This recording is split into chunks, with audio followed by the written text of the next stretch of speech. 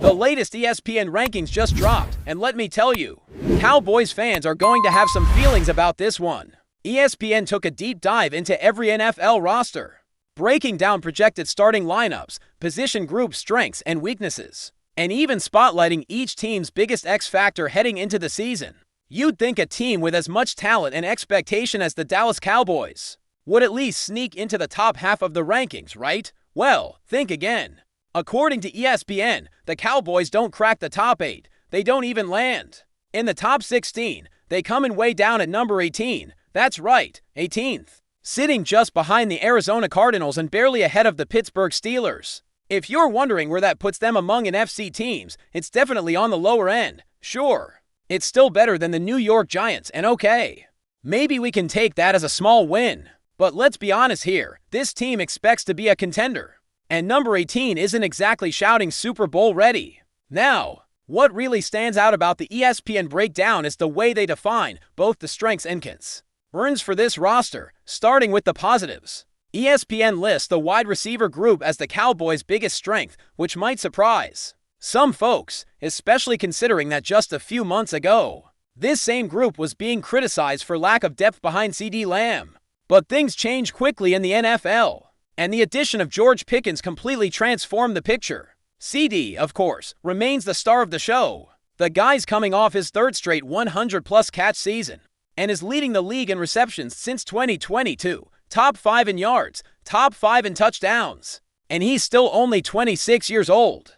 He's entering his prime, and if you're building a receiving corps around someone, he's about as good a foundation as you can get. What George Pickens brings to the table is a whole new dynamic. He had a solid run in Pittsburgh despite inconsistent quarterback play, and the talent has never been in question.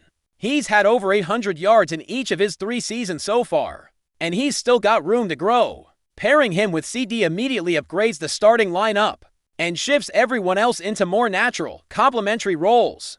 Jalen Tolbert now gets to slide into that WR3 role, which seems like a better fit for him developmentally. Turpin can continue to be used in specific gadget packages where his speed and quickness shine. And Jonathan Mingo, who was already seen as solid depth, now finds himself battling for that WR4 or WR5 spot. That's a big jump in overall. You need strength just by adding one name. You go from CeeDee and a bunch of question marks to arguably one of the deeper receiver rooms. In the NFC, of course, with any upgrade, the hype can get a little ahead of reality. George Pickens still has to prove that he can thrive in a new system, and while the ceiling is high, it's not a given that he'll reach it. But if he clicks, this offense becomes dangerous fast. The ripple effect is real. Tolbert no longer needs to overperform in a WR to roll. He can develop without as much pressure. Turpin becomes more of a specialty tool than a relied-upon target. Mingo can be used situationally and isn't being thrown into the fire as a major contributor right away. All of a sudden, there's breathing room, there's depth, there's competition in the WR room, something that was sorely missing last season. So ESPN isn't crazy to call the wide receivers the team's biggest strength right now. But not everyone agrees. There are those who think the offensive line, or even the pass rush led by Micah Parsons, could lay claim to that title, and that's fair. But from a positional upgrade standpoint, it's hard to argue with what's happened at wide receiver this offseason. The roster is much better than it was in January, at least in that area. Now, on the flip side, let's talk about the weakest link. ESPN didn't hesitate here either. They pointed straight at the running back room, and honestly, it's hard to argue with them. The Cowboys didn't exactly prioritize the position this offseason. Out goes Rico Dowdle, and in comes Javonte Williams, Miles Sanders, and a 5th-round rookie in Jaden Blue. There's potential. Yes, there's upside. But there are also serious question marks. Javonte Williams has flashed elite ability at times, but he hasn't looked the same since that ACL tear in 2022. His efficiency metrics have taken a hit, and there's a legitimate concern about whether he can get back to being that explosive every down threat. Then you look at Miles Sanders. 2 years in Carolina and very little to show for it. He's had moments like the Week 18 explosion where he racked up over 100 yards and a couple of touchdowns, but those have been the exception, not the rule. Jaden Blue is an exciting prospect, no doubt. He's got the agility, the vision, and the pass-catching chops to carve out a role early, especially on third downs or in hurry-up situations. But let's not get carried away. He's a fifth-round rookie, expecting him to come in and immediately solve the running game. Issues would be unfair. You've got a backfield made up of a guy coming off a major injury, another trying to revive his career, and a rookie still learning the ropes. That's not exactly a recipe for reliability. It's a committee by necessity, not design, and that means the offensive line is going to have to do a lot of the heavy lifting. Which brings us to the biggest X factor on the roster, the right side of the offensive line. Seth Walder over at ESPN singled this out as the area that could swing the entire season. One way or the other, if Tyler Booker and Terrence Steele can hold up as average, not elite, just average, pass protectors, then suddenly the whole offensive picture changes. Dak Prescott gets more time. The running game, no matter who's in the backfield, has a chance to find rhythm. The wide receivers get to operate with a more stable pocket. It all connects, but that's a huge if. You're talking about an O-line that's got one established veteran and for guys on rookie contracts. One is a true rookie, two are just entering year two, and only one has actually been paid like a long-term starter. That's a lot of inexperience in front of your franchise quarterback. Tyler Guyton, Tyler Smith, Cooper Beebe, Tyler Booker, Terrence Steele, those are the projected starters on paper. It's a group that could develop into something special, but paper doesn't win games.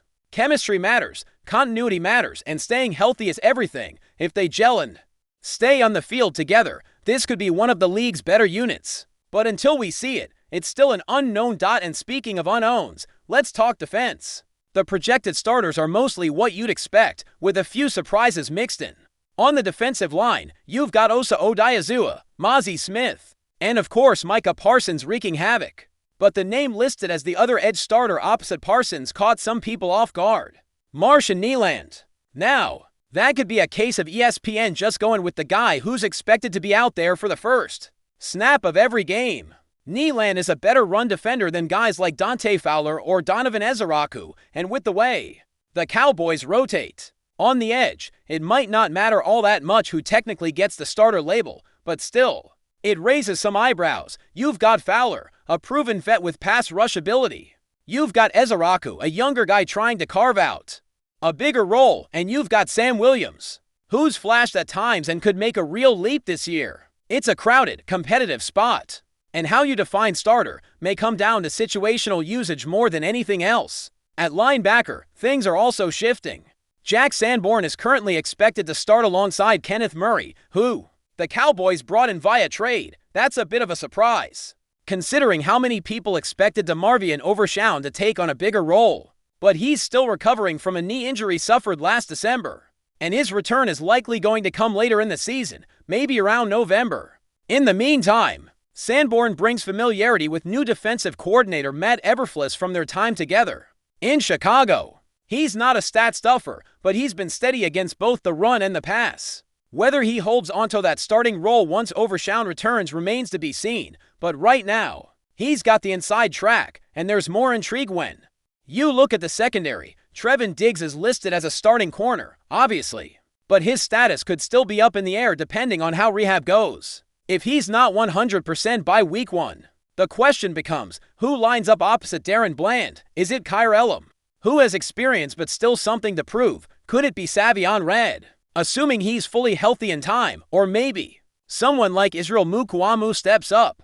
Kallon Carson has turned some heads in camp too, despite getting absolutely cooked by CeeDee Lamb at one point. There's talent there, but it's unproven talent, and that makes the cornerback room a bit of a wild card right now. At safety, there's a little more clarity. Malik Hooker and Donovan Wilson are listed as the starters, and that feels right. They've got the experience, they've got the trust of the coaching staff, and they've been solid when healthy. Behind them, Marquise Bell and Wanya Thomas could push for reps, but for now, it's Hooker and Wilson's job to lose. But before we continue, don't forget to subscribe to our channel and give this video a like. Your support helps us keep bringing you the latest updates on the Dallas Cowboys. Feel free to share your thoughts on the news in the comments as well.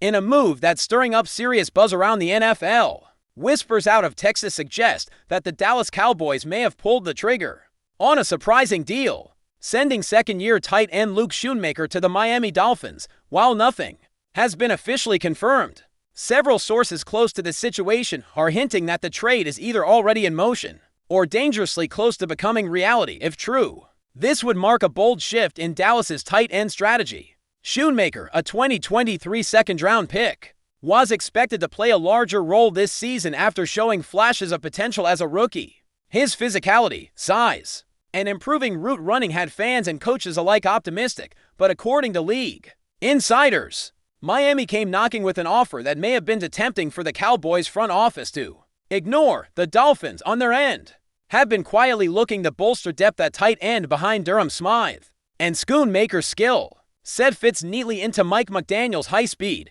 dynamic offensive scheme.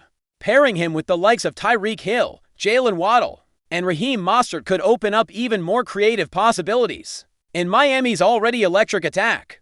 Could this be a sign that Dallas is shifting gears offensively, or does it reflect a deeper confidence in rising talents like Jake Ferguson or Peyton Hendershot to take over the T1 role in Dallas? As is often the case with early trade rumors, both camps are keeping quiet, neither confirming nor denying the murmurs, but the NFL rumor mill rarely churns without some truth buried beneath the noise. If this deal is real, it could have ripple effects for both teams as training camps heat up and rosters begin to solidify.